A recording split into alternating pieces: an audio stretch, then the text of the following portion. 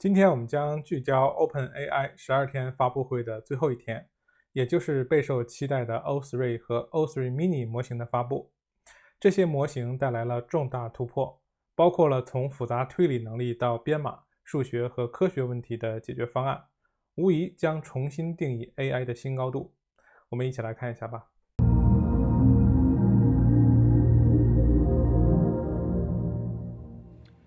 Good morning. We have an exciting one for you today. We started this 12-day event 12 days ago with the launch of o3, our first reasoning model. It's been amazing to see what people are doing with that and very gratifying to hear how much people like it. We view this as sort of the beginning of the next phase of AI, where you can use these models to do increasingly complex tasks that require a lot of reasoning. And so for the last day of this event, we thought it would be fun to go from one frontier model to our next frontier model. Today, we're going to talk about that next frontier model, which you would think logically maybe should be called o2, but out of respect to our friends at Telefonica and in the grand tradition of OpenAI being really, truly bad at names, it's going to be called o3. Actually, we're not going to we're going to announce two models today, o3 and o3-mini. o3 is a very, very smart model. o3-mini is an incredibly smart model, but really good at performance and cost. So to get the bad news out of the way first, we're not going to publicly launch these today. The good news is we're going to make them available for public safety testing starting today. You can apply, and we'll talk about that later. We've taken safety testing seriously as our models get more and more capable. And at this new level of capability, we want to try adding a new part of our safety testing procedure, which is to allow public access for researchers that want to help us test. We'll talk more at the end about when these models, when we expect to make these models generally available. But we're so excited to show you what they can do, to talk about their performance. Got a little surprise. We'll show you some demos. And without further ado, I'll hand it over to Mark to talk about it. Cool. Thank you so much, Sam. So my name is Mark. I lead research at OpenAI. And I want to talk a little bit about o3's capabilities. Now, o3 is a really strong model at very hard technical benchmarks. And I want to start with coding benchmarks, if you could bring those up. So on software style benchmarks, we have SweetBench Verified, which is a benchmark consisting of real-world software tasks. We're seeing that o3 performs at about 71.7% accuracy, which is over 20% better than our o1 models. Now, this really signifies that we're really climbing the frontier of utility as well. On competition code, we see that o1 achieves an ELO on this contest coding site called Codeforce of about 1891. At our most aggressive high test time compute settings, we're able to achieve almost like a 27 ELO here. So Mark was a competitive programmer, actually still coaches competitive programming. Very, very good. What is your? I think my best at a comparable site was about 2,500. That's tough. Well, I will say, our chief scientist, this is also better than our chief scientist Jakob's score. I think there's one guy at OpenAI who's still like a 3,000 something. Yeah, Gets a few more months to enjoy. Hopefully we have a couple of months to enjoy there. Great. This model is incredible at programming. Yeah. And not just programming, but also mathematics. So we see that on competition math benchmarks, just like competitive programming, we achieve very, very strong scores. So o3 gets about 96.7% accuracy versus an o1 performance of 83.3% on the AMI. What's your best AMI score? I did get a perfect score once on this, so I'm safe. But Congratulations. Really what this signifies is that o3 often just misses one question whenever we test it on this very hard feeder exam for the USA Mathematical Olympiad. There's another very tough benchmark, which is called GPQA Diamond. And this measures the model's performance on PhD level science questions. Here we get another state-of-the-art number, 87.7%, which is about 10% better than our o1 performance, which was at 78%. Just to put this in perspective, if you take an expert PhD, they typically get about 70% in kind of their field of strength here. So one thing that you might notice, from some of these benchmarks is that we're reaching saturation for a lot of them, or nearing saturation. So the last year has really highlighted the need for really harder benchmarks to accurately assess where our frontier models lie. And I think a couple have emerged as fairly promising over the last months. One in particular I want to call out is Epic AI's Frontier Math benchmark. Now, you can see the scores look a lot lower than they did for the previous benchmarks we showed. And this is because this is considered today the toughest mathematical benchmark out there. This is a data set that consists of novel, unpublished, and also very hard to These are test. extremely hard. Yeah, very, very hard problems. Even Turnstile houses, it would take professional mathematicians hours or even days to solve one of these problems. And today, all offerings out there have less than 2% accuracy on this benchmark. And we're seeing with O3, in aggressive test time settings, we're able to get over 25%. Yeah. That's awesome. In addition to Epic AI's Frontier Math benchmark, we have one more surprise for you guys. So I want to talk about the ARC benchmark at this point, but I would love to invite one of our friends, Greg, who is the president of the ARC Foundation, on to talk about this benchmark. Wonderful. Sam and Mark, thank you very much for having us today. Of course. Hello, everybody. My name is Greg Camrad, and I'm the president of the ARC Prize Foundation. Now, ARC Prize is a nonprofit with the mission of being a North Star towards AGI through and during benchmarks. So our first benchmark, ARC AGI, was developed in 2019 by Francois Chollet in his paper on the measure of intelligence. However, it has been unbeaten for 5 years. Now, in AI world, it feels like centuries is where it is. So the system that beats ARC AGI is going to be an important milestone towards general intelligence. But I'm excited to say today that we have a new state-of-the-art score to announce. Before I get into that, though, I want to talk about what ARC AGI is. So I would love to show you an example here.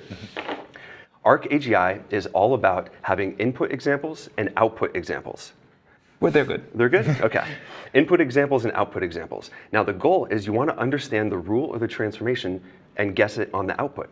So, Sam, what do you think is happening in here? Probably putting a dark blue square in the empty space. See, yes, that is exactly it. Now, that is really, it's easy for humans to intuitively guess what that is. It's actually surprisingly hard for AI to understand what's going on. So I want to show one more hard example here. Now, Mark, I'm going to put you on the spot. What do you think is going on in this task? Okay, so you take each of these yellow squares, you count the number of colored kind of squares there, and you create a border of that width. That is exactly it, and that's much quicker than most people, so congratulations on that. What's interesting, though, is AI has not been able to get this problem thus far, and even though that we verified that a panel of humans could actually do it. Now, the unique part about ARC AGI is every task requires distinct skills. And what I mean by that is there won't be another task that you need to fill in the corners with blue squares. But we do that on purpose. And the reason why we do that is because we want to test the model's ability to learn new skills on the fly. We don't just want it to repeat what it's already memorized. That's the whole point here. Now, ARC AGI version 1 took 5 years to go from 0% to 5% with leading frontier models. However, today, I'm very excited to say that O3 has scored a new state-of-the-art score that we have verified. On low compute for O3, it has scored 75.7 on ARC AGI's semi-private holdout set. Now, this is extremely impressive because this is within the compute requirements that we have for our public leaderboard, and this is the new #1 entry on ARC AGI Pub. So congratulations to that. Thank you so much, yeah. Now, as a capabilities demonstration, when we ask O3 to think longer and we actually ramp up to high compute, O3 was able to score 85.7% on the same hidden holdout set. This is especially important. 87.5. Sorry, 87.5, yes. This is especially important because human performance is comparable at 85% threshold. So being above this is a major milestone. And we have never tested a system that has done this or any model that has done this beforehand. So this is new territory in the ARC AGI world. Congratulations with that. Congratulations for making such a great benchmark. Yeah. When I look at these scores, I realize I need to switch my worldview a little bit. I need to fix my AI intuitions about what AI can actually do and what it's capable of, especially in this O3 world. But the work also is not over yet, and these are still the early days of AI. So we need more enduring benchmarks like ARC AGI to help measure and guide progress. And I am excited to accelerate that progress, and I'm excited to partner with OpenAI next year to develop our next frontier benchmark. Amazing. It's also a benchmark that we've been targeting and been on our mind for a very long time. So we're excited to work with you in the future. Worth mentioning that we targeted and we think it's an awesome benchmark. Yeah. We didn't go do specific work for this. This is just the general of 3. But yeah, really appreciate the partnership. And this was a fun one to do. Absolutely. And even though this has done so well, ArcPrize will continue in 2025. And anybody can find out more at arcprize.org. Great. Thank you so much for coming on. Absolutely. Okay, so next up we're going to talk about o3-mini. o3-mini is a thing that we're really, really excited about, and Hongyu, who trained the model, will come out and join us. Hey. How are you? Hey. Hi everyone, I'm Hongyu Ren. I'm an OpenAI researcher working on reasoning. So this September, we released o1-mini, which is an efficient reasoning model in the o1 family that's really capable of math and coding, probably among the best in the world, given the low cost. So now, together with o3, I'm very happy to tell you more about o3-mini, which is a brand new model in the o3 family that truly defines a new cost-efficient reasoning frontier. It's incredible. Though it's not available to our users today, we are opening access to the model to our safety and security researchers to test the model out. With the release of adaptive thinking time in the API a couple of days ago, for o3-mini, we'll support 3 different options: low, medium, and high reasoning effort. So the users can freely adjust the thinking time based on their different use cases. So for example, for some, we may want the model to think longer for more complicated problems and think shorter with simpler ones. With that, I'm happy to show the first set of evals of o3-mini. So on the left-hand side, we show the coding evals. So it's code versus elo, which measures how good a programmer is, and the higher is better. So as we can see on the plot, with more thinking time, o3-mini is able to have increasing elo, all outperforming o1-mini. And with median thinking time, it's able to measure even better than o1. Yeah, so it's for an order of magnitude more speed and cost, we can deliver the same code performance on this eval, or even better experience, right? So although it's the o3-mini high is still a couple 100 points away from Mark, it's not far. That's better than me, probably. But just an incredible sort of cost to performance gain over what we've been able to offer with o1, and we think people will really love this. Yeah, I hope so. So on the right-hand plot, we show the estimated cost versus code versus elo trade-off. So it's pretty clear that o3-mini defines a new cost-efficient reasoning frontier on coding. So it's achieved better performance, compared with better performance than o1 with a fraction of cost. Amazing. With that being said, I would like to do a live demo on o3-mini. And hopefully you can test out all the 3 different low, medium, high thinking time of the model. So let me paste the prompt.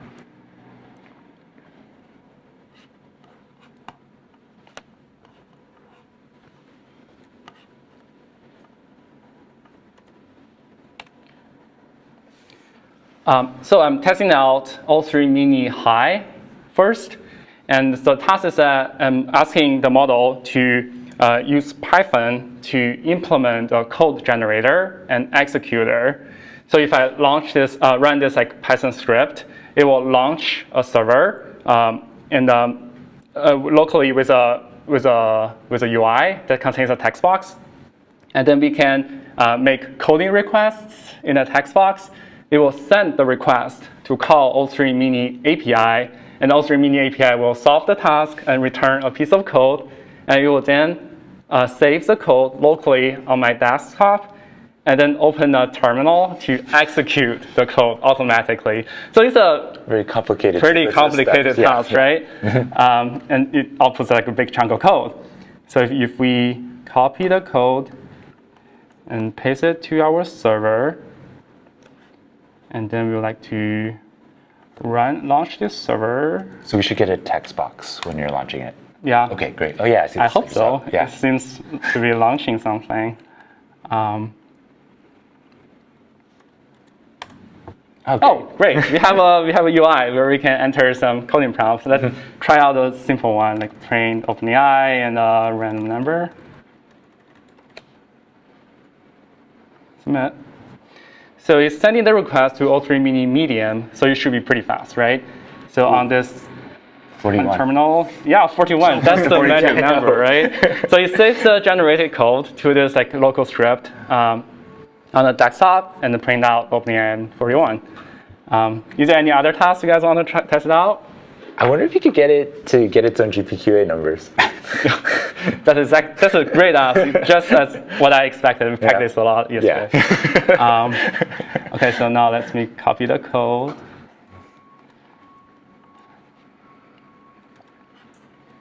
And send it in the code UI.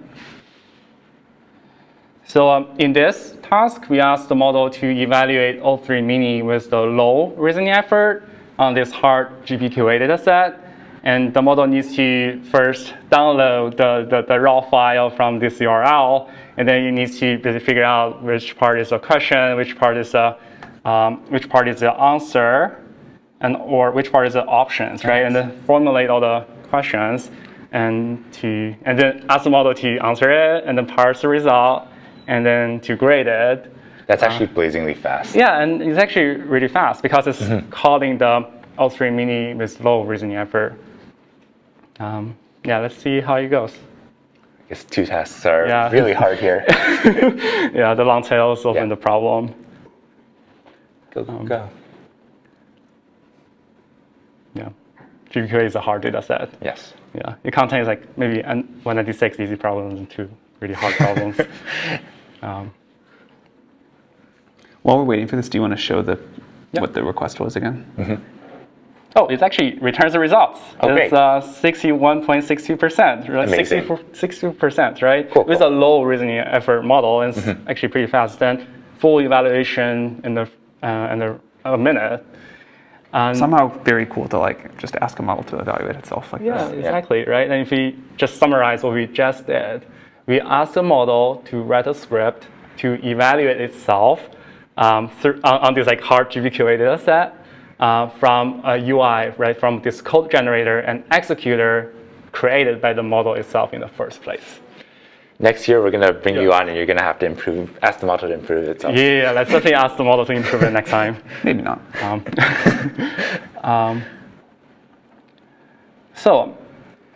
Besides code forces and GPQA, the model is also a pretty good math model. So we show on this plot with like on this AMI 2024 dataset, o3-mini low achieves comparable performance with o1-mini, and o3-mini medium achieves like comparable better performance than o1 if we check the solid bar, which are past the ones. And we can further push the performance with o3-mini high, right? And on the right-hand side plot, when we measure the latency on this like anonymized o1 preview traffic, we show that o3-mini low drastically reduced the latency of o1-mini, right? Almost like achieving comparable latency with GPT-4o. Where it's under a second, so probably it's like instant response. And o3-mini medium is like half the latency of o1. Got it. And here's another set of evals that I'm even more excited to show you guys is API features, right? We get a lot of requests from our developer communities to support like function calling, structured outputs, developer messages on o-mini series models. And here, o3-mini will support all these features, same as o1. And notably, it achieves like comparable better performance than for O on most of the evals, providing a more cost-effective solution to our developers. Cool. And if we actually unveil the true GPQA diamond performance that I ran a couple of days ago, it actually also means though is actually 62%, right? We basically ask the model to evaluate itself. Yeah. Right. Next time we should totally just ask the model to automatically do the evaluation instead of us doing it. Yeah. So with that, that's it for o3-mini, and I hope our user can have a much better user experience early next year. Fantastic work. Yeah. Thank you really so much. great work on you. Thank you. Cool. So I know you're excited to get this in your own hands, and we're working very hard to post-train this model to do some safety interventions on top of the model, and we're doing a lot of internal safety testing right now. But something new we're doing this time is we're also opening up this model to external safety testing, starting today with o3-mini, and also eventually with O3. So how do you get early access as a safety researcher or a security researcher? You can go to our website and you can see a form like this one that you see on the screen. And applications for this form are rolling. They'll close on January 10th. And we really invite you to apply. We're excited to see what kind of things that you can explore with this and what kind of jailbreaks and other things you discover. Cool. Great. So one other thing that I'm excited to talk about is a new report that we published, I think yesterday or today, that advances our safety program. And this is a new technique called deliberative alignment. Typically, when we do safety training on top of our models, we're trying to learn this decision boundary of what's safe and what's unsafe, right? And usually it's just through showing examples, pure examples of this is a safe prompt, this is an unsafe prompt. But we can now leverage the reasoning capabilities that we have from our models to find a more accurate safety boundary here. And this technique, called deliberative alignment, allows us to take a safety spec, allows the model to reason over a prompt, and also just tell, is this a safe prompt or not? Oftentimes within the reasoning, it will just uncover that, hey, this user is trying to trick me, or they're expressing this kind of intent that's hidden. So even if you kind of try to cipher your prompts, oftentimes the reasoning will break that. And the primary result you see is in this figure that's shown over here. We have our performance on a rejection benchmark on the x-axis and on over refusals on the y-axis. And here to the right is better. So this is our ability to accurately tell when we should reject something, also our ability to tell when we should refuse something. And typically you think of these two metrics as having some sort of trade-off. It's really hard to do well on both at the same time. It is really hard to do, yeah.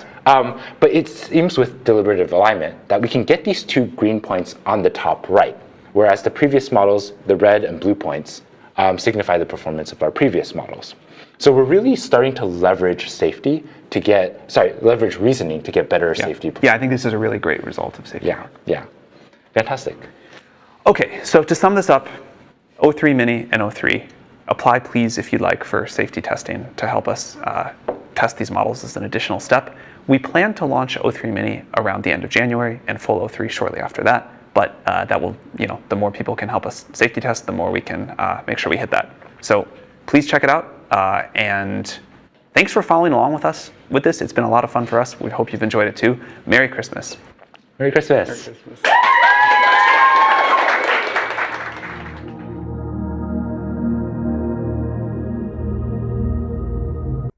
好了，今天关于 OpenAI O3 和 o3-mini 模型的发布会呢，我们就看到这里。